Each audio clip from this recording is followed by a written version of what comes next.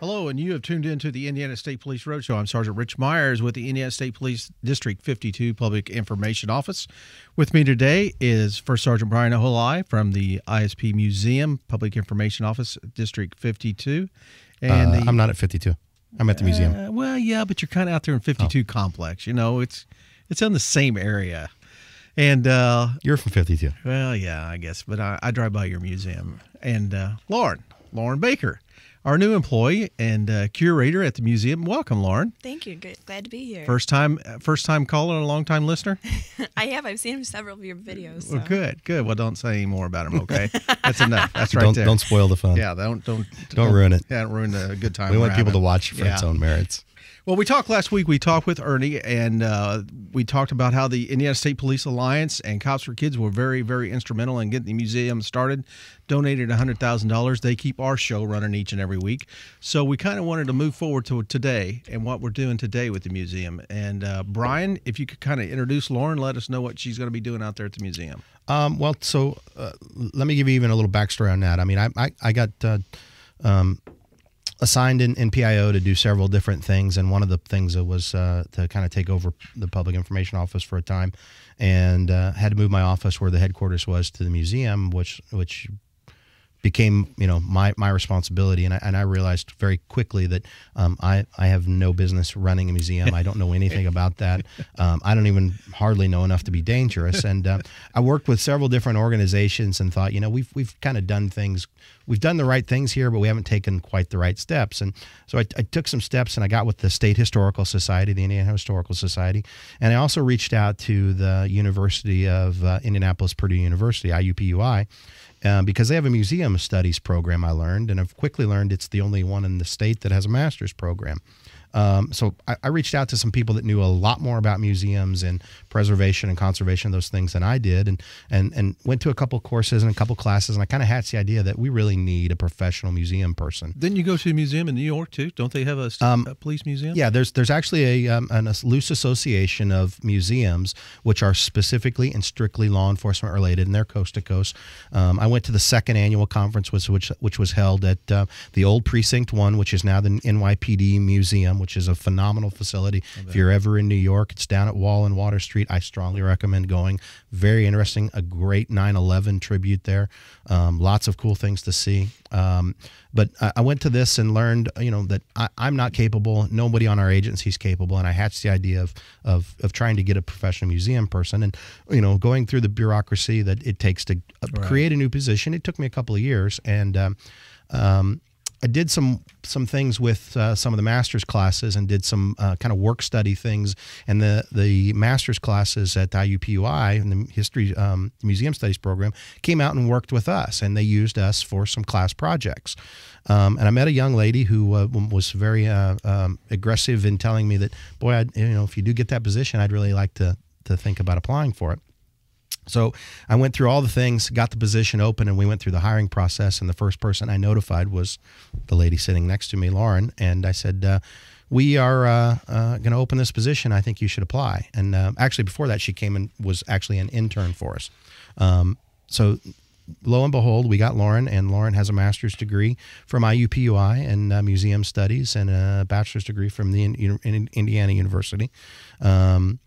And now she's our museum curator, and she's been there since January of 2015, and is quickly changing things up and making things a whole lot better, and something we encourage people to come out and see. Well, Lauren, welcome to the Indiana State Police first, the Indiana State Police family. Thank you. But what got Lauren Baker interested in a master's in museum? Well, my undergraduate degree is in history from Indiana University in Bloomington, and I've always loved history. I've had a very strong passion for it. And I was trying to figure out how I could use that in the real world and what was something that I would enjoy doing. And I had my first internship at the Monroe County History Center down in Bloomington. Right. And from that moment forward, I knew what I wanted to do. And I found out from one of my professors at IUPUI had a master's degree program in museum studies. And I thought, this is perfect. This is what I want to do. And so I moved up to Indianapolis, and I just graduated in May of 2014. So Great. So when you interned with us, Was that something that you saw that, hey, this might be something I want to do later on? Definitely.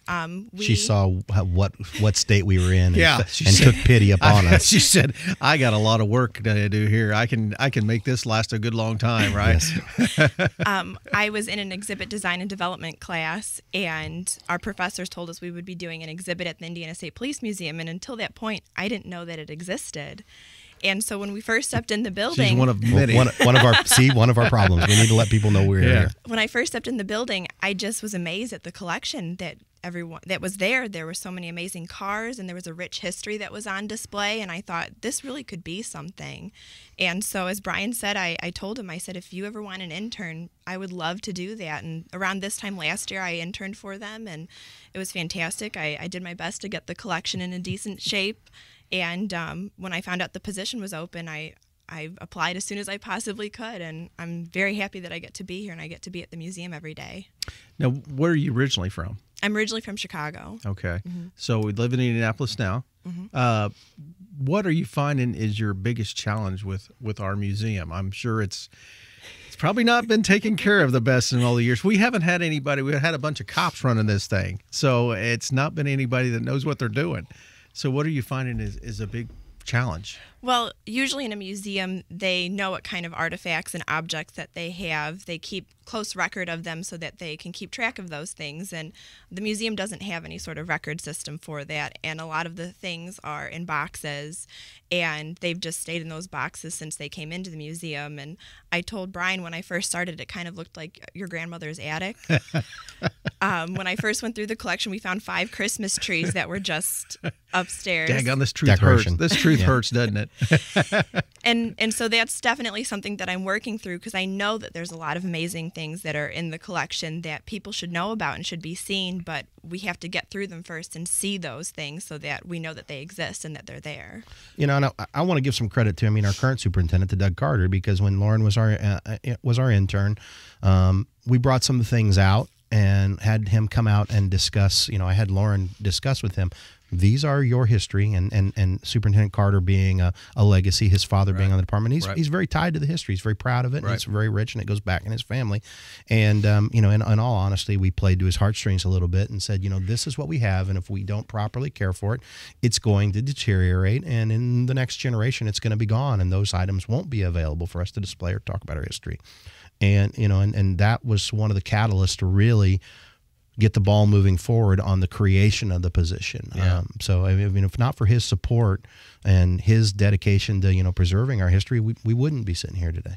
Well, again, we're talking with First Sergeant Brian Olai from the ISP Museum, and Lauren Baker, the curator at the museum. I'm Sergeant Rich Myers, your host for the State Police Roadshow, brought to you by the Indiana State Police Alliance. And we're talking about that. We've got to do it now because we're not that old a department, really. 1933. Yeah, we were established. So just things a little over 80 have years. We haven't lost everything. Do you think it's something that we can bring? I mean, there's a lot of stuff there. So is it in pretty good shape, really? There's a lot of things that need help and that are going to need either conservation, or they're going to need to take a rest and make sure that they're in a stable condition. But most of it's in pretty good shape. And I mean, we've gone through, and it's just one of those things where you have to deal with what's there and take care of those things. So I think a big challenge I'm looking at probably, and I'm sure you've come across this every day, is room.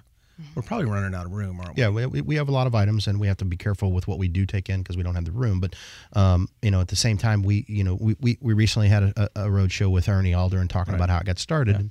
Yeah. And, one of the other things that we've started to do through the use of our videographer Tom Trial, and we started this last fall with a couple of little things, and we've done it a couple of other times since. And we're going to actually try to make it part of what we do on a regular basis. Is, like you said, we're not that old of a department, so we've got a lot of guys that that go back to the 50s and they're still around. Yeah. So we're trying to get some of those guys in and capture oral histories right from the horse's mouth. And I mean, and for lack of a better term, it's a lot like documentaries like Band of Brothers, where they actually interview the people. And we talk to them about what their experiences were, what they did, where these we'll give them an article and say this was donated by you 12 years ago. Tell us about it. Mm-hmm. And to capture that verbal history right from the source is one of the things we're trying to do now also. And I think it's and then we are unlimited only by our imagination of what we could do with those video clips, with that information, and with that data. If somebody wanted to contact Lauren with some stuff that wants to be donated, how do they go about getting a hold of you? They can contact Brian or me directly at the State Police Museum. At the State Police Museum, okay. And we can set up a time where they can come in and bring whatever they think that they want to donate to us, and we can talk about that process. What, Brian, if you could talk about that website again, where people can go to see information about the museum. Yeah, well, on our and we're developing other things, and one of the things we're working on now with Lauren is redeveloping our website. But on our Indiana State Police website, you can go to our website, and there is a link to our museum there to give you some basic information, tell you how to call us, tell you how to get in touch and find us physically on a map, what our address is, 21st and Post Road on the east side of Indianapolis, just outside of 465. 21st and Post is right where we're at. We're at 8660 East 21st Street on the east side of Indianapolis, and you can come and visit us. We're open. We're free to the public. We're open from 9 to 3 Monday through Friday. On occasion, we do for special groups and events. We'll do some Saturday events with a good amount of notice so that we can plan for that. One of the first things Lauren did, and actually really the first official thing, was also writing a mission statement for our museum. So we've focused what we are and what we do, and we've had a lot of things come in that really weren't. They may have been police related, but they weren't law enforcement. They were law enforcement related, but not Indiana State Police related. Right. And those are the things we bring in. We aren't a police museum. We're the Indiana State Police Museum. Right. Yeah, and that's good to know. In the future, looking to the future, are you planning on having an intern helping you out? We actually have an intern right now. Good, good. Her name's Adrian, and she's from the Museum Studies program at IUPUI, and she's been helping me, and she's been fantastic. It's really a great benefit to have her with us. She's actually in her second semester. She was the intern last fall and is back this spring finishing up her master's degree. That's great. That's wonderful. And also, a point that we haven't touched on, just kind of on the museum, and it hasn't got probably a lot to do with Lauren and what she does, but probably a lot of people don't know there's merchandise that can be purchased out there. Yeah, we do sell state police merchandise. Predominantly, our audience is our own people. We sell things like polo shirts, T-shirts, hats, cups, mugs, things like that you can purchase to show your support for the Indiana State Police and to show your respect to the department and the members. So we have those things for sale on location. We unfortunately don't have a website to sell those things, but you can stop in also and purchase those items. Can you see those items on a website? Can you view them? There isn't a specific website for the public to see those items. Okay. Only an internal website for the agency, but we encourage you when you come in. What better reason if you want to buy a T-shirt? Come in, look around the museum and take a tour.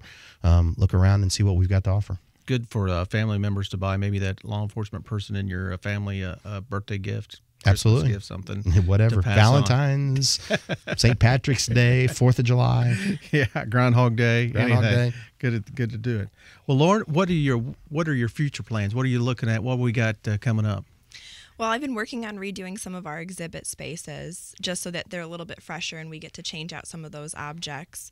But we've been talking about an overall revamp of the exhibit spaces to have something with more universal themes, like what is a trooper, so people know exactly what it takes to become a trooper, how that's changed, and the different divisions, because I think a lot of people don't really realize how... They see us writing tickets. Yes, exactly. They see you driving your car on the road, and they see you stop them, and there's really a lot more to it than just that. There's different departments, there's ranks, and I think it's important for the public to know that there's this really rich history and this amazing group that are part of the Indiana State Police. Do you find a lot of the public coming in and say, I didn't even know this was here? Absolutely. Yes.